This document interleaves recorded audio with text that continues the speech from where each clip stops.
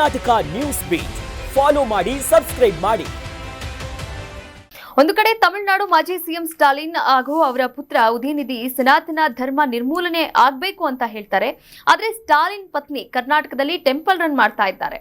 ಉದಯನಿಧಿ ಹೆಸರಲ್ಲೇ ಚಾಮುಂಡೇಶ್ವರಿ ಮತ್ತು ನಿಮಿಷಾಂಬ ದೇವಸ್ಥಾನದಲ್ಲಿ ಅರ್ಚನೆಯನ್ನ ನೆರವೇರಿಸಿದ್ದಾರೆ. ಅಲ್ಲದೆ ನಿನ್ನೆ ಶಾಸಕ ಜಿಟಿ ದೇವೇಗೌಡ ಅವರ ಕಾಲಿಗೂ ಕೂಡ ಬಿದ್ದಿದ್ದಾರೆ. ಈ ಸ್ಟಾಲಿನ್ ಕುಟುಂಬದ ವಿಚಾರದಲ್ಲಿ ಬಂದರೆ ತುಂಬ ಒಂಥರ ಅಂದರೆ ಈಗಾಗಲೇ ಅವ್ರು ನೊಂದು ಕೂತ್ಕೊಂಡ್ಬಿಟ್ಟಿದ್ದಾರೆ. ಅವ್ರು ಏನೇನು ಮಾಡಿದಾರೋ ಅದಕ್ಕೆಲ್ಲದಕ್ಕೂ ಇವತ್ತು ಫಲಿತಾಂಶ ಹೇಳಿದೆ.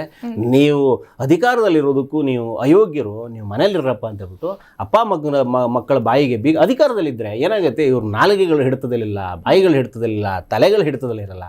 ಹಾಗಾಗಿ ಹೋಗ್ರಪ್ಪ, ಯಾರೋ ಒಬ್ಬ ಹೊಸಬ ಬರ್ತಾ ಇದ್ದಾನೆ, ನೀವು ಮನೇಲಿ ಕೂತ್ಕೊಳ್ಳಿ ಅಂತ ಬಿಟ್ಟಿದ್ದಾರೆ. ಈಗ ಅರಿವಾದಂಗಿದೆ ಈ ತಾಯಿಗೆ.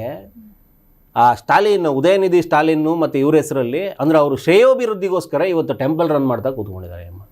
ಚುನಾವಣಾ ಸಂದರ್ಭದಲ್ಲೇ ನೋಡಿದ್ವಿ, ಅಲ್ಲೇ ಆಸ್ಪಾಸಲ್ಲಿ ಕೊಲ್ಲೂರು ದೇವಸ್ಥಾನಕ್ಕೆ ಬಂದು ಏನದು ಚಂಡಿಕಾಯಿ ಯಾಗ ಎಲ್ಲ ಮಾಡೋದ್ರಂತೆ ಮಗನ ಇದರಲ್ಲಿ.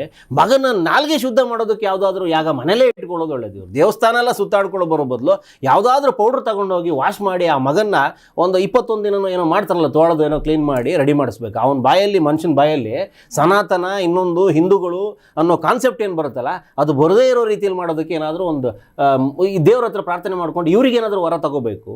ಚಾಮುಂಡಿ ತಾಯಿಗೆ ಉಡಿ ಕೊಟ್ಟ ತಕ್ಷಣಕ್ಕೆ ಇವನು ಹೇಳ್ತಾ ಇರುವಂಥ ಹೇಳಿಕೆಯ ಅಪವಾದಗಳನ್ನು ಅಥವಾ ಅಲ್ಲೇನು ಕಟ್ಕೊಳ್ತಾನಲ್ಲ ಅದನ್ನು ತೊಳೆಯೋದಕ್ಕೆ ಆಗ್ತಾ ಇಲ್ಲ.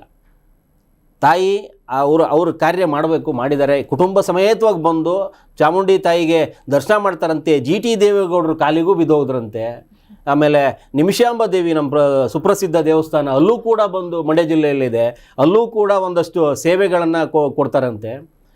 ಅವ್ರದ್ದೇನೋ ಹರಕೆ ಇರ್ಬೋದು, ಸೋತ ಮೇಲೂ ಹರಕೆ ತೀರಿಸ್ತಾ ಇದ್ರು. ಅದಕ್ಕೊಂದು ಲೆಕ್ಕ, ಅದು ಯಾವ ಲೆಕ್ಕದಲ್ಲಿ ಅಂತ ಗೊತ್ತಾಗಿಲ್ಲ. ಮಗ ಸೋಲಿ ಅವ್ನು ಸೋತ್ ಮನೇಲಿ ಕೂತಾಗ್ಲಾದ್ರೂ ಅವ್ನಿಗೆ ಬುದ್ಧಿ ಬರುತ್ತಂತ ಏನಾದ್ರು ಹರಕೆ ಓದ್ಕೊಂಡಿದ್ರೆ ಏನೋ ಗೊತ್ತಿಲ್ಲ.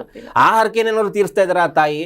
ಸೋತ ಮೇಲೆ ನನ್ನ ಮಗನಿಗೆ ಬುದ್ಧಿ ಬರಲಿ ಅನ್ನೋಂಥ ನಿಟ್ಟಲ್ಲಿ ಏನಾದ್ರು ಸೋಲಿಗೆ ಏನಾದರೂ ಇವ್ರು ಹರಕೆ ಹೊತ್ಕೊಂಡಿದ್ರೆ ಗೊತ್ತಿಲ್ಲ. ವಿಡಂಬನೆ ಅಂತ ಅನ್ನಿಸ್ಬೋದು.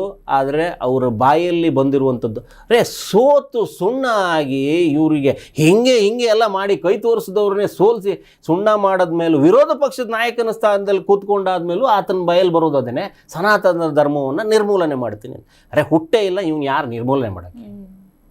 ಹುಟ್ಟೇ ಇಲ್ಲದನ್ನು ನಿರ್ಮೂಲನೆ ಮಾಡೋದಕ್ಕೆ ಇವನು ಯಾರು ಅಂತ, ಇವರು ಹುಟ್ಟುಕೊಂಡಿರುವನು, ಹುಟ್ಟು ಇಲ್ಲದೆ ಇರುವಂಥವ್ರು, ಇವರೆಲ್ಲ ಬಂದ್ಬಿಟ್ಟು ನಿರ್ಮೂಲನೆ ಮಾಡೋದು. ಸೊ ಆ ತಾಯಿಯ ವಿಚಾರದಲ್ಲಿ ನಮ್ಮದು ಯಾವುದೂ ಮಾತುಗಳಿಲ್ಲ.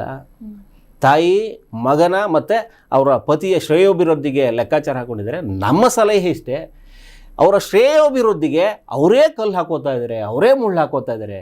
ಅಮ್ಮ, ನಿಮಗೆ ಸಾಧ್ಯ ಆದರೆ ಅವರ ಕಲ್ಲು ಮುಳ್ಳುಗಳನ್ನ ನೀವೇ ಹಾಕೋತಾ ಇದ್ದೀರಿ ಅಂತ ಬಿಟ್ಟು ಹೇಳಿ ಮನೇಲಿ ಕೂರಿಸ್ಕೊಂಡಿದ್ದಾಗ ಒಂದು ಬುದ್ಧಿವಾದಗಳನ್ನು ಅಥವಾ ಒಂದು ಸಣ್ಣ ಸ್ವೀಕಾರರ ಮನೋಭಾವನೆ ಇದ್ದರೆ ಹೇಳುವಂಥ ಪ್ರಯತ್ನ ಮಾಡಿ, ಅಲ್ಲೇ ಟ್ಯೂನ್ ಮಾಡಿ. ದೇವಸ್ಥಾನಗಳಲ್ಲಿ ಏನೂ ಲಾಭ ಇಲ್ಲ ಅಂತ.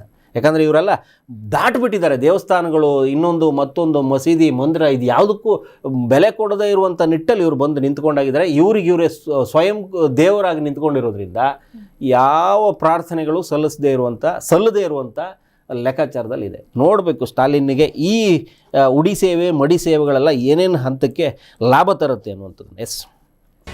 ಕರ್ನಾಟಕ ನ್ಯೂಸ್ ಬೀಟ್ ಫಾಲೋ ಮಾಡಿ, ಸಬ್ಸ್ಕ್ರೈಬ್ ಮಾಡಿ.